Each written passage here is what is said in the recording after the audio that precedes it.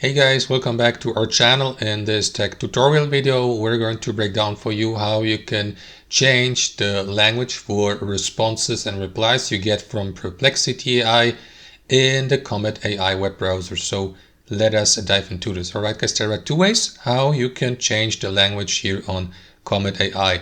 For example, one option would be to change the response language, and also one option to change the interface language. So if you'd like to change the language for responses of your conversations with the artificial intelligence here on Comet AI, simply click into your user icon in the bottom left corner and select all settings.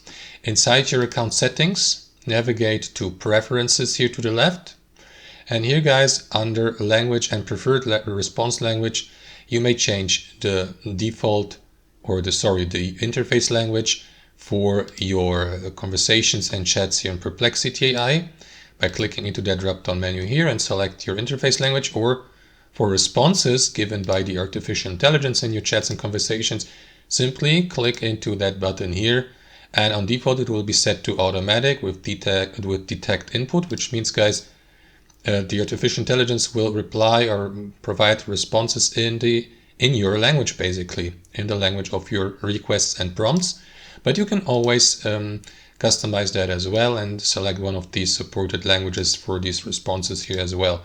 So that you may, for example, type in your prompt in French and receive an answer in English, for instance.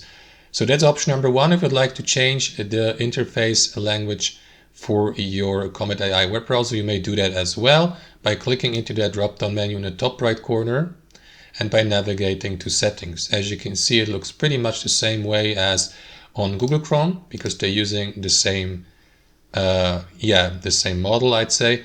So what you want to do, guys, here inside your account and browser settings is navigate to languages to the left, and here select, for example, your interface language, which is, for me, it's not only the interface language but also for websites you visit.